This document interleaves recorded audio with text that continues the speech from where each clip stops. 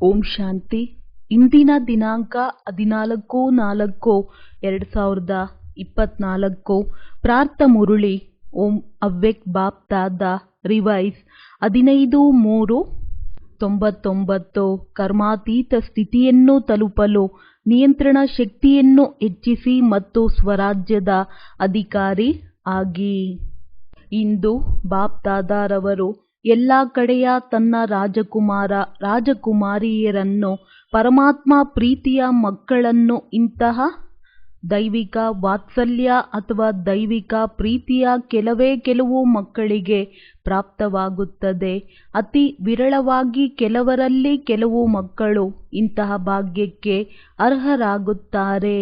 ಇಂತಹ ಭಾಗ್ಯವಂತ ಮಕ್ಕಳನ್ನು ನೋಡಿ ಬಾಪ್ ದಾದಾ ಕೂಡ ಹರ್ಷಿತವಾಗುತ್ತಾರೆ. ರಾಜ್ ದುಲಾರೆ ಅಂದರೆ ರಾಜನ ಮಕ್ಕಳು. ಹಾಗಾದರೆ ತಮ್ಮನ್ನು ರಾಜ ಎಂದು ಪರಿಗಣಿಸುತ್ತೀರಾ? ತಮ್ಮ ಹೆಸರು ಆಗಿದೆ ರಾಜಯೋಗಿ. ರಾಜಯೋಗಿ ಎಂದರೆ ರಾಜ ಮಕ್ಕಳು. ವರ್ತಮಾನ ಸಮಯದಲ್ಲೂ ರಾಜರಾಗಿದ್ದೀರಿ ಹಾಗೂ ಭವಿಷ್ಯದಲ್ಲೂ ರಾಜರಾಗುತ್ತೀರಿ. ತಮ್ಮ ಡಬಲ್ ರಾಜ ಪದವಿಯನ್ನು ಅನುಭವ ಮಾಡುತ್ತೀರಾ? ನಾನು ರಾಜನಾಗಿದ್ದೇನೆಯೇ ಎಂದು ತಮ್ಮನ್ನು ತಾವು ಅವಲೋಕಿಸಿಕೊಳ್ಳಬೇಕು. ಸ್ವರಾಜ್ಯದ ಅಧಿಕಾರಿ ಆಗಿದ್ದೇನೆಯೇ? ರಾಜ್ಯದ ಪ್ರತಿಯೊಬ್ಬ ಕರ್ಮಚಾರಿಯೂ ತಮ್ಮ ಆದೇಶವನ್ನು ಕಾರ್ಯರೂಪಕ್ಕೆ ತರುತ್ತಿದ್ದಾರೆಯೇ? ರಾಜನ ವಿಶೇಷತೆ ಏನಾಗಿರುತ್ತದೆ ಅದಂತೂ ಗೊತ್ತಿದೆಯಲ್ಲವೇ? ಆಳುವ ಹಾಗೂ ನಿಯಂತ್ರಿಸುವ ಶಕ್ತಿ ಎರಡನ್ನೂ ತಾವು ಪಡೆದುಕೊಂಡಿದ್ದೀರಾ?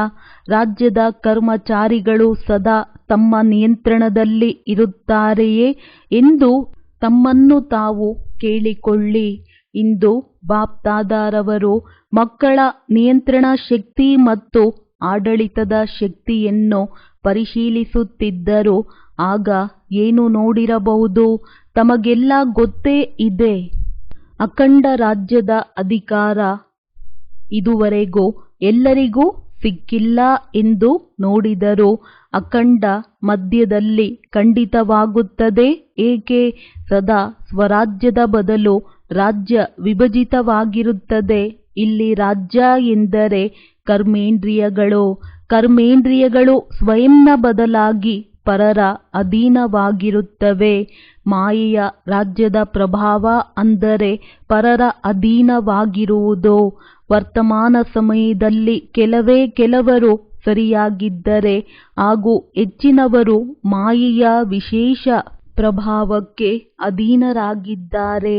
ನಮ್ಮ ಆದಿ ಅನಾದಿ ಸಂಸ್ಕಾರಗಳ ನಡುವೆ ಮಧ್ಯದ ಸಂಸ್ಕಾರ ಅಂದರೆ ದ್ವಾಪರದಿಂದ ಅಂತ್ಯದವರೆಗಿನ ಸಂಸ್ಕಾರಗಳ ಪ್ರಭಾವದಲ್ಲಿ ಬರುತ್ತೇವೆ.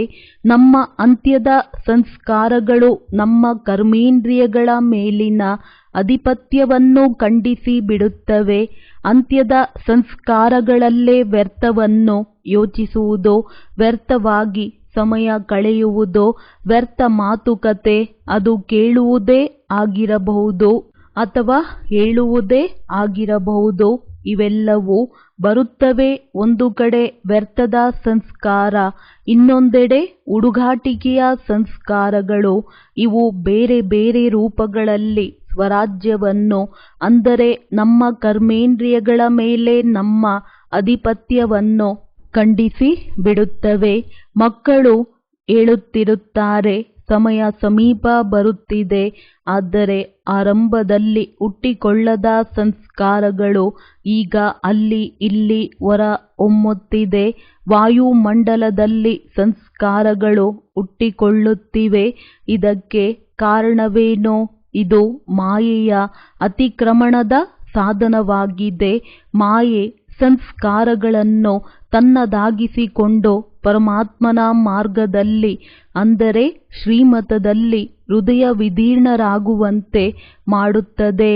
ಮಕ್ಕಳು ಯೋಚಿಸುತ್ತಾರೆ, ಇಲ್ಲಿಯವರೆಗೂ ಹೀಗೆ ಇದ್ದೇವೆ. ಬಾಬಾರವರ ಸಮಾನತೆಯ ಸಫಲತೆ ಸಿಗುತ್ತದೆಯೋ ಇಲ್ಲವೋ? ಎಲ್ಲಿಯೋ ಯಾವುದೋ ಮಾತಿನಲ್ಲಿ ದುರ್ಬಲತೆ ಇರಬಹುದು. ಅದೇ ದೌರ್ಬಲ್ಯದ ರೂಪದಲ್ಲಿ ಮಾಯೆಯು ಮನಸ್ಸು ಮುರಿಯುವಂತೆ ಮಾಡಲು ಪ್ರಯತ್ನ ಪಡುತ್ತದೆ. ಬಹಳ ಒಳ್ಳೆಯದು. ಜ್ಞಾನ ಮಾರ್ಗದಲ್ಲಿ ನಡೆಯುತ್ತಿರುವಾಗ ಯಾವುದಾದರೂ ರೀತಿಯಲ್ಲಿ ಮಾಯೆ ಸಂಸ್ಕಾರಗಳ ಮೇಲೆ ದಾಳಿ ಹೊರಹೊಮ್ಮುವಂತೆ ಮಾಡುವ ಮೂಲಕ ಹೃದಯವನ್ನು ನಿರಾಸೆಗೊಳಿಸಲು ಪ್ರಯತ್ನಿಸುತ್ತದೆ. ಕೊನೆಯಲ್ಲಿ ಎಲ್ಲ ಸಂಸ್ಕಾರಗಳು ಕೊನೆಗೊಳ್ಳಬೇಕು. ಆದ್ದರಿಂದ ಕೆಲವೊಮ್ಮೆ ಹಳೆಯ ಸಂಸ್ಕಾರಗಳು ಹೊರಹೊಮ್ಮುತ್ತವೆ. ಆದರೆ ಬಾಪ್ ದಾದಾ ತಾವೆಲ್ಲ ಅದೃಷ್ಟಶಾಲಿ ಮಕ್ಕಳಿಗೆ ಸಂಕೇತ ಕೊಡುತ್ತಿದ್ದಾರೆ. ಭಯಪಡಬೇಡಿ. ಮಾಯೆಯ ತಂತ್ರಗಳನ್ನು ಅರ್ಥ ಮಾಡಿಕೊಳ್ಳಿ. ಆಲಸ್ಯ ಮತ್ತು ವ್ಯರ್ಥ, ಇದರಲ್ಲಿ ನೆಗೆಟಿವ್ ಕೂಡ ಬರುತ್ತದೆ. ಈ ಎರಡು ಸಂಸ್ಕಾರಗಳ ಬಗ್ಗೆ ವಿಶೇಷ ಗಮನ ಹರಿಸಿ. ಇವೆರಡು ಸಂಸ್ಕಾರಗಳು ವರ್ತಮಾನ ಸಮಯದಲ್ಲಿ ಮಾಯೆಯು ನಮ್ಮ ಮೇಲೆ ಆಕ್ರಮಣ ಮಾಡುವ ಸಾಧನಗಳಾಗಿವೆ ಎಂದು ಅರ್ಥ ಮಾಡಿಕೊಳ್ಳಿ. ತಂದೆಯ ಜೊತೆಗಿನ ಅನುಭವ, ಕಂಬೈನ್ಡ್ ಸ್ವರೂಪದ ಅನುಭವವನ್ನು ಮಾಡಿಕೊಳ್ಳಿ. ಇಮರ್ಜ್ ಮಾಡಿಕೊಳ್ಳಿ. ಈಗಲ್ಲ ತಂದೆ ನನ್ನವರೇ ಆಗಿದ್ದಾರೆ, ಜೊತೆಗಂತೂ ಇದ್ದೇ ಇರುತ್ತಾರೆ. ತಂದೆಯ ಜೊತೆಗಿನ ಅನುಭವ ಪ್ರಾಕ್ಟಿಕಲ್ ಆಗಿ ಇಮರ್ಜ್ ಆಗಬೇಕು. ಆಗ ಈ ಮಾಯೆಯ ಆಕ್ರಮಣವಾಗುವುದಿಲ್ಲ. ಮಾಯೆ ಸೋಲನ್ನಪ್ಪುತ್ತದೆ. ಇದು ಮಾಯೆ ಸೋಲು ಆಕ್ರಮಣವಲ್ಲ. ಸುಮ್ಮನೆ ಗಾಬರಿಯಾಗಬೇಡಿ. ಏನಾಯಿತು, ಏಕೆ ಆಯಿತು ಅಂತ ಧೈರ್ಯವಾಗಿರಿ. ತಂದೆ ಜೊತೆಯಾಗಿರುವುದನ್ನು ಸ್ಮೃತಿಯಲ್ಲಿಟ್ಟುಕೊಳ್ಳಿ. ತಂದೆಯ ಜೊತೆಗಿದ್ದೇನೆಯೇ ಎಂದು ಪರಿಶೀಲಿಸಿಕೊಳ್ಳಿ. ತಂದೆಯ ಜೊತೆಗಿನ ಅನುಭವ ಮರ್ಜ್ ರೂಪದಲ್ಲಿ ಇಲ್ಲ ತಾನೆ. ತಂದೆಯು ನಮ್ಮೊಂದಿಗಿದ್ದಾರೆ ಎಂಬ ಜ್ಞಾನವಿದೆ. ಜ್ಞಾನದ ಜೊತೆಗೆ ತಂದೆಯ ಶಕ್ತಿಗಳು ನಿಮ್ಮೊಂದಿಗೆ ಇವೆಯೇ. ಸರ್ವಶಕ್ತಿವಂತನ ಜೊತೆಗಿದ್ದೀರೆಂದರೆ ಎಲ್ಲ ಶಕ್ತಿಗಳನ್ನು ಇಮರ್ಜ್ ರೂಪದಲ್ಲಿ ಅನುಭವ ಮಾಡಿ. ಇದಕ್ಕೆ ತಂದೆಯ ಜೊತೆಗಿರುವ ಅನುಭವ ಎಂದು ಹೇಳಲಾಗುತ್ತದೆ. ಹುಡುಗಾಟಿಕೆಯಲ್ಲಿ ಬರಬೇಡಿ. ತಂದೆಯನ್ನು ಹೊರತುಪಡಿಸಿ ಬೇರೆ ಯಾರಿದ್ದಾರೆ? ತಂದೆಯು ಮಾತ್ರ ಇದ್ದಾರೆ. ತಂದೆಯೇ ತಮ್ಮ ಜೊತೆಗಿದ್ದಾರೆ ಎಂದಾದರೆ ಅವರ ಸರ್ವಶಕ್ತಿಗಳು ತಮ್ಮ ಜೊತೆಗಿವೆಯೇ? ನೀವು ಲೋಕದ ಜನರಿಗೆ ಹೇಳುವಂತೆ ಪರಮಾತ್ಮ ಸರ್ವವ್ಯಾಪಿಯಾಗಿದ್ದರೆ ಪರಮಾತ್ಮನ ಗುಣಗಳು ಅನುಭವಕ್ಕೆ ಬರಬೇಕು ಮತ್ತು ಗೋಚರಿಸಬೇಕು. ಹಾಗೆಯೇ ಬಾಪ್ ದಾದಾ ನಮ್ಮನ್ನು ಕೇಳುತ್ತಾರೆ. ತಂದೆಯು ನಿಮ್ಮ ಜೊತೆಗಿದ್ದರೆ, ಕಂಬೈನ್ಡ್ ಆಗಿದ್ದರೆ ಅವರ ಶಕ್ತಿಗಳು ತಮ್ಮ ಪ್ರತಿ ಕಾರ್ಯದಲ್ಲೂ ಅನುಭವವಾಗುತ್ತದೆಯೇ? ಇದು ಅನ್ಯರಿಗೂ ಅನುಭವವಾಗುತ್ತದೆಯೇ? ನೀವು ಏನು ಅರ್ಥ ಮಾಡಿಕೊಂಡಿದ್ದೀರಿ? ಡಬಲ್ ಫಾರಿನರ್ಸ್, ನೀವು ಏನು ಅರ್ಥ ಮಾಡಿಕೊಂಡಿದ್ದೀರಿ? ಸರ್ವಶಕ್ತಿಗಳು ತಮ್ಮೊಂದಿಗೆ ಇವೆಯೇ? ಸದಾಕಾಲಕ್ಕೂ ಇರುತ್ತವೆಯೇ? ಮೊದಲನೇ ಪ್ರಶ್ನೆಗೆ ಎಲ್ಲರೂ ಹೌದು ಎನ್ನುತ್ತಾರೆ. ಎರಡನೇ ಪ್ರಶ್ನೆ ಯಾವಾಗಲೂ ಎಂದಾಗ ಯೋಚಿಸಲು ಪ್ರಾರಂಭಿಸುತ್ತೀರಿ. ಹಾಗಾದರೆ ಅಖಂಡ ರಾಜ್ಯ ಆಗಲಿಲ್ಲ ಅಲ್ಲವೇ? ತಾವು ಯಾವ ಸವಾಲನ್ನು ತೆಗೆದುಕೊಂಡಿದ್ದೀರಿ? ಅಖಂಡ ರಾಜ್ಯವನ್ನು ಸ್ಥಾಪಿಸುತ್ತಿದ್ದೀರಾ ಅಥವಾ ಖಂಡಿತ ರಾಜ್ಯವನ್ನು ಸ್ಥಾಪಿಸುತ್ತಿದ್ದೀರಾ? ಏನು ಮಾಡುತ್ತಿದ್ದೀರಿ? ಅಖಂಡ ರಾಜ್ಯ ಅಲ್ಲವೇ? ಟೀಚರ್ಸ್ ಹೇಳಿ, ಅಖಂಡ ರಾಜ್ಯ ತಾನೇ. ಹಾಗಾದರೆ ಈಗಲೇ ಪರಿಶೀಲಿಸಿ, ಅದು ಅಖಂಡ ಸ್ವರಾಜ್ಯವೇ? ರಾಜ್ಯ ಅಂದರೆ ಪ್ರತಿಫಲವನ್ನು ಶಾಶ್ವತವಾಗಿ ತೆಗೆದುಕೊಳ್ಳಬೇಕೇ ಅಥವಾ ಮಧ್ಯದಲ್ಲಿ ನಷ್ಟವಾದರೂ ಹಾನಿ ಇಲ್ಲವೇ?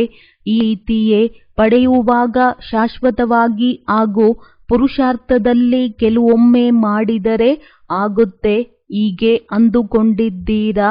ತಮ್ಮ ಜೀವನದ ಡಿಕ್ಷನರಿಯಿಂದ ಕೆಲವೊಮ್ಮೆ ಸಮ್ಟೈಮ್ ಮತ್ತು ಏನಾದರೂ ಸಮಥಿಂಗ್ ಎಂಬ ಪದಗಳನ್ನು ತೆಗೆದುಹಾಕಲು ವಿದೇಶಿಯರಿಗೆ ಬಾಪ್ ದಾದಾರವರು ಹೇಳಿದ್ದಾರೆ.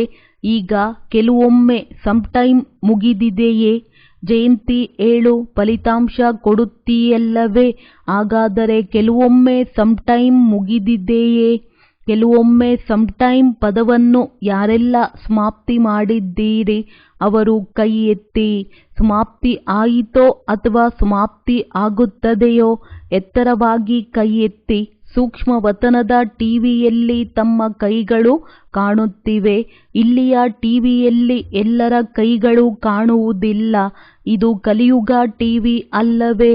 ಅಲ್ಲಿ ಜಾದುವಿನ ಟಿವಿಯಾಗಿದೆ. ಆದ್ದರಿಂದ ಎಲ್ಲರ ಕೈಗಳು ಕಾಣುತ್ತವೆ. ಬಹಳ ಒಳ್ಳೆಯದು. ಆದರೂ ಬಹುತೇಕ ಎಲ್ಲರೂ ಕೈಗಳನ್ನು ಎತ್ತಿದ್ದಾರೆ. ಅವರಿಗೆಲ್ಲ ಶಾಶ್ವತವಾದ ಅಭಿನಂದನೆಗಳು. ಒಳ್ಳೆಯದು. ಈಗ ಯಾರೆಲ್ಲ ಭಾರತವಾಸಿಗಳ ಎಲ್ಲ ಕರ್ಮೇಂದ್ರಿಯಗಳು ಕಾನೂನು ಮತ್ತು ವ್ಯವಸ್ಥೆಯಲ್ಲಿವೆ, ಅಂದರೆ ಪ್ರಾಕ್ಟಿಕಲ್ ಆಗಿ ಸದಾಕಾಲ ಸ್ವರಾಜ್ಯದಲ್ಲಿವೆ, ಅವರು ಕೈ ಎತ್ತಿ. ದೃಢವಾಗಿ ಕೈ ಎತ್ತಿ, ಹಗುರವಾಗಿ ಅಲ್ಲ. ಸಭೆಯಲ್ಲಿ ಕೈ ಎತ್ತಿದ್ದು ಸದಾ ನೆನಪಿರಲಿ. ಆಮೇಲೆ ಬಾಪ್ ದಾದಾರವರಿಗೆ ಮಧುರವಾದ ಮಾತುಗಳಲ್ಲಿ ಹೇಳುತ್ತಾರೆ, ಬಾಬಾ ತಮಗಂತೂ ಗೊತ್ತಿದೆಯಲ್ಲವೇ, ಕೆಲವೊಮ್ಮೆ ಮಾಯೆ ಬಂದು ಬಿಡುತ್ತದೆ ತಾನೆ. ಹಾಗಾಗಿ ತಮ್ಮ ಕೈಗಳ ಬಗ್ಗೆ ಜಾಗರೂಕರಾಗಿರಿ. ಒಳ್ಳೆಯದು. ಆದರೂ ಧೈರ್ಯವನ್ನು ಇಟ್ಟಿದ್ದರೆ ಧೈರ್ಯ ಕಳೆದುಕೊಳ್ಳಬೇಡಿ. ಧೈರ್ಯಕ್ಕೆ ಬಾಪ್ ದಾದಾರವರ ಸಹಾಯ ಖಂಡಿತವಾಗಿಯೂ ಇರುತ್ತದೆ. ಇಂದಿನ ಸಮಯಕ್ಕೆ ಅನುಗುಣವಾಗಿ ತಮ್ಮ ಮೇಲೆ, ತಮ್ಮ ಕರ್ಮೇಂದ್ರಿಯಗಳ ಮೇಲೆ, ಅಂದರೆ ತಮಗೆ ತಮ್ಮ ಮೇಲೆ ಇರಬೇಕಾದ ನಿಯಂತ್ರಣ ಶಕ್ತಿ ಕಡಿಮೆಯಾಗಿದೆ. ಅದು ಹೆಚ್ಚಾಗಬೇಕು ಎಂದು ನೋಡುತ್ತಿದ್ದಾರೆ. ಬಾಪ್ ದಾದಾ ಮಕ್ಕಳ ಸಂಭಾಷಣೆಯನ್ನು ಕೇಳುತ್ತಾ ನಗುತ್ತಿದ್ದರು. 4 ಗಂಟೆಗಳ ಶಕ್ತಿಯುತ ಯೋಗ ಆಗುತ್ತಿಲ್ಲ ಎಂದು ಮಕ್ಕಳು ಸಂಭಾಷಿಸುತ್ತಿದ್ದರು. ಬಾಪ್ ದಾದಾ ಅವರು 8 ಗಂಟೆಯಿಂದ 4 ಗಂಟೆಗೆ ಇಳಿಸಿದರು. ಈಗ ಮಕ್ಕಳು 2 ಗಂಟೆ ಸರಿಯಾಗಿದೆ ಎಂದು ಹೇಳುತ್ತಿದ್ದಾರೆ. ಹಾಗಾದರೆ ಹೇಳಿ, ನಿಯಂತ್ರಿಸುವ ಶಕ್ತಿ ಇದೆಯೇ? ಮತ್ತು ಈ ಅಭ್ಯಾಸವನ್ನು ಇಂದಿನಿಂದ ಮಾಡದಿದ್ದರೆ ನಾವು ಸಮಯಕ್ಕೆ ಸರಿಯಾಗಿ ಮತ್ತು ರಾಜ್ಯ ಅಧಿಕಾರಿಗಳು ಆಗಲು ಹೇಗೆ ಸಾಧ್ಯವಾಗುತ್ತದೆ? ಆಗಲೇ ಬೇಕಲ್ಲವೇ? ಮಕ್ಕಳು ನಗುತ್ತಾರೆ. ಇಂದು ಬಾಪ್ ದಾದಾ ಮಕ್ಕಳ ಅನೇಕ ಮಾತುಗಳನ್ನು ಕೇಳಿದ್ದಾರೆ. ಮಕ್ಕಳು ಹೇಳುತ್ತಾರೆ, ಟ್ರಾಫಿಕ್ ಕಂಟ್ರೋಲ್ 3 ನಿಮಿಷ ಮಾಡಲು ಆಗುವುದಿಲ್ಲ. ಶರೀರವನ್ನು ಕಂಟ್ರೋಲ್ ಮಾಡಬಹುದು, ಎದ್ದು ನಿಲ್ಲಬಹುದು. ಹೆಸರೇ ಆಗಿದೆ ಮನಸ್ಸಿನ ನಿಯಂತ್ರಣ. ಆದರೆ ಕೆಲವೊಮ್ಮೆ ಮನಸ್ಸನ್ನು ನಿಯಂತ್ರಿಸಲಾಗುತ್ತದೆ, ಕೆಲವೊಮ್ಮೆ ಆಗಲ್ಲ ಎಂದು ಹೇಳಿ ಮಕ್ಕಳು ಬಾಪ್ ದಾದಾ ಅವರನ್ನು ನಗಿಸುತ್ತಾರೆ. ಹಾಗಾದರೆ ಇದಕ್ಕೆ ಕಾರಣವೇನು? ನಿಯಂತ್ರಣ ಶಕ್ತಿಯ ಕೊರತೆ. ಅದನ್ನು ಇನ್ನೂ ಹೆಚ್ಚಿಸಿಕೊಳ್ಳಬೇಕಿದೆ. ನಿಮ್ಮ ಕೈಯನ್ನು ಮೇಲಕ್ಕೆತ್ತಲು ಬಯಸಿ ಆದೇಶಿಸಿದರೆ ಮೇಲಕ್ಕೆತ್ತುತ್ತೀರಿ. ಕ್ರ್ಯಾಕ್ ಇರದಿದ್ದರೆ ಮೇಲಕ್ಕೆ ಎತ್ತುತ್ತೀರಿ ಅಲ್ಲವೇ? ಹಾಗೆಯೇ ಮನಸ್ಸು ಈ ಸೂಕ್ಷ್ಮ ಶಕ್ತಿಯನ್ನು ನಿಯಂತ್ರಣಕ್ಕೆ ತರಲೇಬೇಕಾಗಿದೆ. ಆದೇಶಿಸಿರಿ. ಮನಸ್ಸು ಸ್ಟಾಪ್ ಎಂದರೆ ಸ್ಟಾಪ್ ಆಗಬೇಕು. ಸೇವೆಯ ಬಗ್ಗೆ ಯೋಚಿಸಿ, ಸೇವೆಯಲ್ಲಿ ತೊಡಗಿಸಿ. ನೀವು ಪರಮಧಾಮಕ್ಕೆ ಹೋದರೆ ಮನಸ್ಸು ಪರಮಧಾಮಕ್ಕೆ ಹೋಗಬೇಕು. ಸೂಕ್ಷ್ಮವತನಕ್ಕೆ ಹೋದರೆ ಸೆಕೆಂಡ್ನಲ್ಲಿ ಅಲ್ಲಿಗೆ ಹೋಗಬೇಕು. ನೀವು ಏನು ಯೋಚಿಸುತ್ತೀರೋ ಅದು ಆದೇಶವಾಗಲಿ. ಈಗ ಈ ಶಕ್ತಿಯನ್ನು ಹೆಚ್ಚಿಸಿಕೊಳ್ಳಿ. ಸಣ್ಣ ಸಣ್ಣ ಸಂಸ್ಕಾರಗಳಲ್ಲಿ, ಯುದ್ಧಗಳಲ್ಲಿ ಸಮಯವನ್ನು ವ್ಯರ್ಥಗೊಳಿಸಬೇಡಿ. ಇಂದು ಈ ಸಂಸ್ಕಾರವನ್ನು ಓಡಿಸಿದರು, ನಾಳೆ ಇನ್ನೊಂದು ಸಂಸ್ಕಾರವನ್ನು ಓಡಿಸಿದ್ದೀರಿ. ನಿಯಂತ್ರಣ ಶಕ್ತಿಯನ್ನು ಅಳವಡಿಸಿಕೊಂಡರೆ ಹೀಗೆ ವಿವಿಧ ಸಂಸ್ಕಾರಗಳ ಮೇಲೆ ಸಮಯ ಕಳೆಯಬೇಕಾಗಿಲ್ಲ. ಹೀಗೆ ಯೋಚಿಸಬಾರದು, ಹೀಗೆ ಮಾಡಬಾರದು, ಹೀಗೆ ಮಾತನಾಡಬಾರದು. ಇದೆಲ್ಲ ಸ್ಟಾಪ್. ಹಾಗಾಗಿ ಸ್ಟಾಪ್ ಆಗಿ ಬಿಡಬೇಕು. ಇದು ಕರ್ಮಾತೀತ ಸ್ಥಿತಿಯನ್ನು ತಲುಪುವ ವಿಧಾನವಾಗಿದೆ. ಇದು ಕರ್ಮಾತೀತ ಸ್ಥಿತಿಯನ್ನು ತಲುಪುವ ವಿಧಾನವಾಗಿದೆ. ಹಾಗಾದರೆ ನೀವು ಕರ್ಮಾತೀತರಾಗಬೇಕು ತಾನೆ. ನೀವೇ ಆಗಬೇಕು, ಬೇರೆ ಯಾರೂ ಬರುವುದಿಲ್ಲ ಎಂದು ಬಾಪ್ದಾದ ಹೇಳುತ್ತಾರೆ. ತಾವೇ ಆಗಿದ್ದೀರಿ. ತಮ್ಮನ್ನೇ ಜೊತೆಗೆ ಕರೆದುಕೊಂಡು ಹೋಗುತ್ತೇವೆ. ಆದರೆ ಕರ್ಮಾತೀತರಾದವರನ್ನು ಕರೆದುಕೊಂಡು ಹೋಗುತ್ತೇವೆ ಅಲ್ಲವೇ? ಜೊತೆಗೆ ಬರುತ್ತೀರೋ ಅಥವಾ ಹಿಂಬಾಲಿಸುತ್ತೀರೋ? ಜೊತೆಗೆ ಬರುತ್ತೇವೆ. ಇದನ್ನಂತೂ ತುಂಬಾ ಚೆನ್ನಾಗಿ ಹೇಳಿದ್ದೀರಿ. ಜೊತೆಗೆ ಬರುತ್ತೇವೆ. ಲೆಕ್ಕಾಚಾರಗಳನ್ನು ಸಮಾಪ್ತಿ ಮಾಡುತ್ತೀರಾ? ಇದಕ್ಕೆ ಹೌದು ಎಂದು ಹೇಳಲಿಲ್ಲ. ಕರ್ಮಾತೀತರಾಗಿ ಜೊತೆಗೆ ಬರುತ್ತೀರಲ್ಲವೇ? ಜೊತೆಯಾಗಿ ನಡೆಯುವುದು ಎಂದರೆ ಒಡನಾಡಿಯಾಗಿ ನಡೆಯುವುದು. ಜೋಡಿ ಚೆನ್ನಾಗಿ ಇರಬೇಕಲ್ಲವೇ? ಅಥವಾ ಒಬ್ಬರು ಉದ್ದ ಒಬ್ಬರು ಗಿಡ್ಡ ನಡೆಯುತ್ತದೆಯೇ? ಇಬ್ಬರು ಸಮಾನವಾಗಿ ಇರಬೇಕಲ್ಲವೇ? ಆದ್ದರಿಂದ ಕರ್ಮಾತೀತರಾಗಲೇಬೇಕು. ಹಾಗಾದರೆ ಏನು ಮಾಡುವಿರಿ? ಈಗ ತಮ್ಮ ರಾಜ್ಯವನ್ನು ಚೆನ್ನಾಗಿ ನಿಭಾಯಿಸಿ. ಪ್ರತಿದಿನ ತಮ್ಮ ನ್ಯಾಯಾಲಯದಲ್ಲಿ ವಿಚಾರಣೆ ನಡೆಸಿ. ರಾಜ್ಯ ಅಧಿಕಾರಿ ಆಗಿದ್ದೀರಲ್ಲವೇ? ಹಾಗಾದರೆ ತಮ್ಮ ನ್ಯಾಯಾಲಯವನ್ನು ನಡೆಸಿ.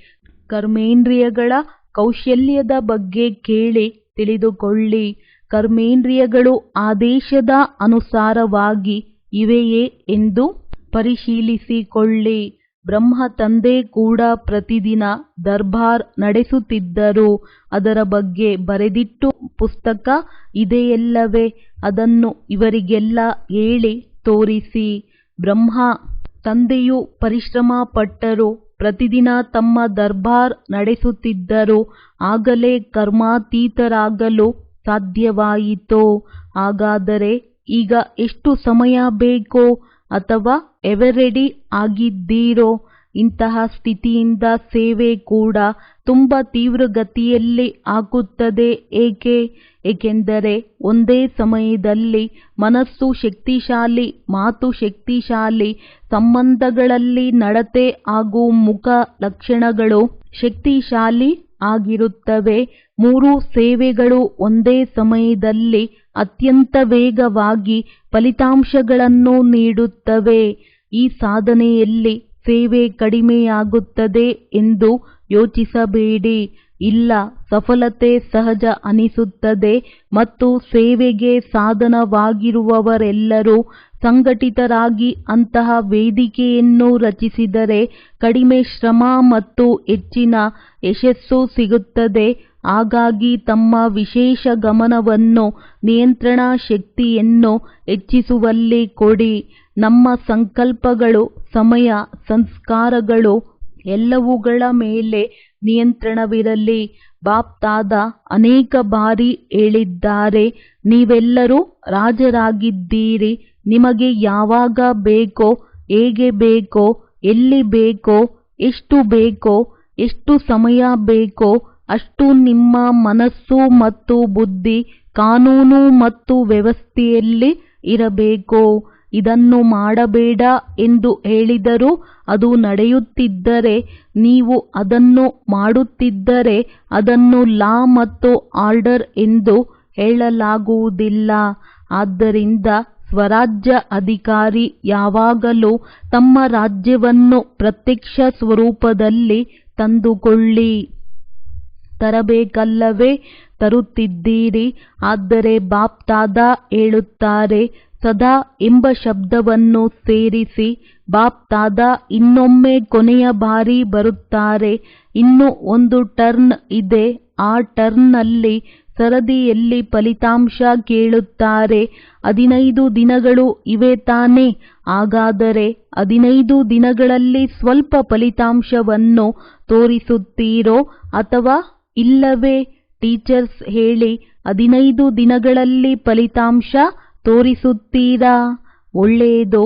ಮಧುಬನದವರು 15 ದಿನಗಳಲ್ಲಿ ಫಲಿತಾಂಶವನ್ನು ತೋರಿಸುತ್ತಾರೆ. ಈಗ ಹೇಳಿ, ಹೌದು ಅಥವಾ ಇಲ್ಲ? ಈಗ ಕೈ ಎತ್ತಿ. ಎಲ್ಲರೂ ಕೈ ಎತ್ತಿದರು. ತಮ್ಮ ಕೈಗಳ ಬಗ್ಗೆ ಎಚ್ಚರಿಕೆ ಇರಲಿ. ಯಾರು ಪ್ರಯತ್ನ ಪಡುವವರಿದ್ದೀರೋ ಅವರು ಕೈ ಎತ್ತಿ. ಜ್ಞಾನ ಸರೋವರ ಶಾಂತಿವನದವರು ಎದ್ದೇಳಿ. ಬಾಪ್ತಾದ ಅವರು ಮಧುಬನ ಜ್ಞಾನ ಸರೋವರ ಶಾಂತಿವನದ ಮುಖ್ಯ ಸಹೋದರ ಸಹೋದರಿಯರನ್ನು ಮುಂಭಾಗಕ್ಕೆ ಕರೆದರು. ಬಾಪ್ತಾದರವರು ತಮ್ಮೆಲ್ಲರನ್ನೂ ತಮ್ಮ ದರ್ಶನ ಕೊಡಿಸುವುದಕ್ಕಾಗಿ ಕರೆದಿದ್ದಾರೆ. ತಮ್ಮನ್ನು ನೋಡಿ ಎಲ್ಲರೂ ಸಂತೋಷ ಪಡುತ್ತಾರೆ. ಬಾಪ್ತಾದ ಅವರ ಇಚ್ಛೆ ಏನು ಎಂಬುದನ್ನು ಹೇಳುತ್ತಾರೆ. ಅದು ಪಾಂಡವ ಭವನ, ಶಾಂತಿವನ, ಜ್ಞಾನ ಸರೋವರ ಅಥವಾ ಹಾಸ್ಪಿಟಲ್ ಆಗಿರಲಿ. 4 ಧಾಮಗಳಿವೆ. 5ನೇದು ಚಿಕ್ಕದಾಗಿದೆ.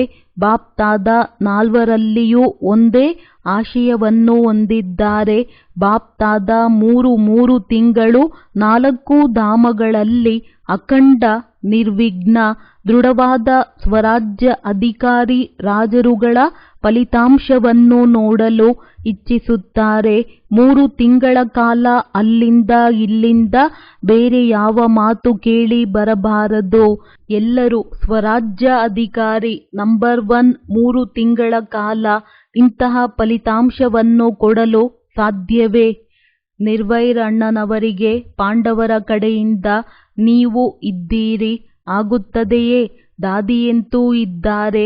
ಆದರೆ ಜೊತೆಗೆ ಇಲ್ಲಿ ಮುಂದೆ ಕುಳಿತವರೆಲ್ಲರೂ ಇದ್ದಾರೆ. ಹಾಗಾದರೆ ಇದು ಸಾಧ್ಯವೇ? ದಾದಿ ಹೇಳುತ್ತಿದ್ದಾರೆ, ಅದು ಸಾಧ್ಯ. ಪಾಂಡವ ಭವನದವರು ಕೈ ಎತ್ತಿ. ಆಗುತ್ತದೆಯೇ? ಯಾರು ದುರ್ಬಲರಿದ್ದಾರೆ ಮತ್ತು ಅವರಿಗೆ ಏನಾದರೂ ಸಂಭವಿಸಿದೆ ಎಂದು ಭಾವಿಸೋಣ.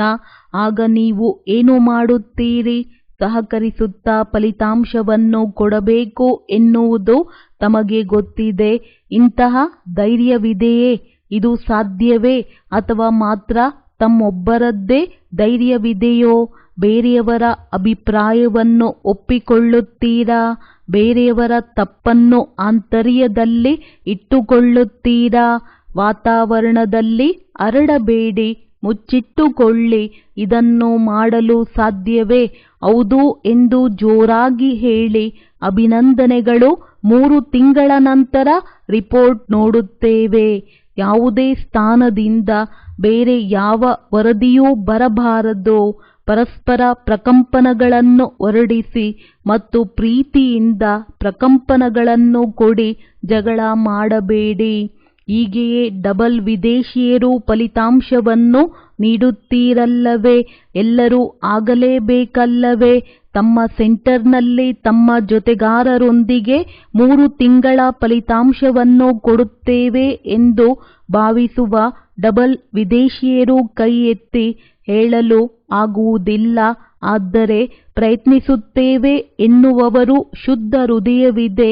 ಶುದ್ಧ ಹೃದಯವಿರುವವರಿಗೆ ಸಹಾಯ ಸಿಗುತ್ತದೆ. ಒಳ್ಳೆಯದು. ನಂತರ ಬಾಪ್ತಾದ ಅವರು ಎಲ್ಲ ವಲಯಗಳ ಸಹೋದರ ಸಹೋದರಿಯರ ತಮ್ಮ ಕೈಗಳನ್ನು ಮೇಲಕ್ಕೆತ್ತಿ ಹಾಗೂ ತಮ್ಮ ಸ್ಥಾನದಲ್ಲಿ ನಿಲ್ಲುವಂತೆ ಮಾಡಿದರು. ಮೊದಲು ಮಹಾರಾಷ್ಟ್ರದಲ್ಲಿ ಕರ್ನಾಟಕದ ಸಹೋದರ ಸಹೋದರಿಯರನ್ನು ನಿಲ್ಲುವಂತೆ ಮಾಡಿದರು ಮತ್ತು ವಚನ ಕೊಡುವಂತೆ ಮಾಡಿದರು. ನಂತರ ಯುಪಿ ಅವರಿಗೆ ಸೇವೆಯ ಅಭಿನಂದನೆಗಳನ್ನು ತಿಳಿಸಿದರು. ಒಳ್ಳೆಯದು. ಎಲ್ಲ ಕಡೆಯ ಸರ್ವ ಸ್ವರಾಜ್ಯದ ಅಧಿಕಾರಿ ಆತ್ಮಗಳಿಗೆ ಸದಾ ಯಾವಾಗಲೂ ಅಖಂಡ ರಾಜ್ಯಕ್ಕೆ ಅರ್ಹರಾದ ಆತ್ಮಗಳಿಗೆ ತಂದೆಯಂತೆ ಯಾವಾಗಲೂ ಕರ್ಮಾತೀತ ಹಂತವನ್ನು ತಲುಪುವಂತಹ ಆತ್ಮಗಳಿಗೆ ತಂದೆಯನ್ನು ಅನುಸರಿಸುವ ತೀವ್ರ ಪುರುಷಾರ್ಥಿಗಳಿಗೆ ಪರಸ್ಪರ ಯಾವಾಗಲೂ ಶುಭ ಭಾವನೆ ಶುಭ ಕಾಮನೆಯ ಸಹಯೋಗ ನೀಡುವಂತಹ ಶುಭ ಚಿಂತಕ ಮಕ್ಕಳಿಗೆ ನೆನಪು ಪ್ರೀತಿ ಹಾಗೂ ನಮಸ್ತೆ. ವರದಾನ: ವಿಘ್ನಕಾರಿ ಆತ್ಮವನ್ನು ಶಿಕ್ಷಕ ಎಂದು ತಿಳಿದು ಅದರಿಂದ ಪಾಠ ಕಲಿಯುವಂತಹ ಅನುಭವಿ ಮೂರ್ತಿ ಭವ. ಯಾವ ಆತ್ಮಗಳು ವಿಘ್ನ ಹಾಕಲು ನಿಮಿತ್ತ ನಿಮಿತ್ತರಾಗುತ್ತಾರೆ. ಅವರನ್ನು ವಿಘ್ನಕಾರಿ ಆತ್ಮವೆಂದು ನೋಡಬೇಡಿ. ಅವರನ್ನು ಸದಾ ಪಾಠ ಕಲಿಸುವಂತವರು, ಮುಂದುವರೆಸುವಂತಹ ನಿಮಿತ್ತ ಆತ್ಮ ಎಂದು ತಿಳಿಯಿರಿ. ಅನುಭವಿಗಳನ್ನಾಗಿ ಮಾಡುವಂತಹ ಶಿಕ್ಷಕರೆಂದು ತಿಳಿಯಿರಿ. ಯಾವಾಗ ಹೇಳುವಿರಿ ನಿಂದನೆ ಮಾಡುವವರು ಮಿತ್ರರು ಎಂದ ಮೇಲೆ ವಿಘ್ನಗಳನ್ನು ಪಾರು ಮಾಡಿ ಅನುಭವಿಗಳನ್ನಾಗಿ ಮಾಡುವ ಶಿಕ್ಷಕರಾದರು. ಆದ್ದರಿಂದ ವಿಘ್ನಕಾರಿ ಆತ್ಮರನ್ನು ಆ ದೃಷ್ಟಿಯಿಂದ ನೋಡುವ ಬದಲಿಗೆ ವಿಘ್ನಗಳಿಂದ ಪಾರು ಮಾಡಲು ನಿಮಿತ್ತ, ಅಚಲರನ್ನಾಗಿ ಮಾಡಲು ನಿಮಿತ್ತ ಎಂದು ತಿಳಿಯಿರಿ. ಇದರಿಂದ ಇನ್ನೂ ಸಹ ಅನುಭವಗಳ ಅಥಾರಿಟಿ ಹೆಚ್ಚಾಗುತ್ತಾ ಹೋಗುವುದು. ಸ್ಲೋಗನ್: ದೂರುಗಳ ಫೈಲ್ ಸಮಾಪ್ತಿ ಮಾಡಿ ಫೈನ್ ಮತ್ತು ರಿಫೈನ್ ಆಗಿ. ಒಳ್ಳೆಯದು. ಓಂ ಶಾಂತಿ.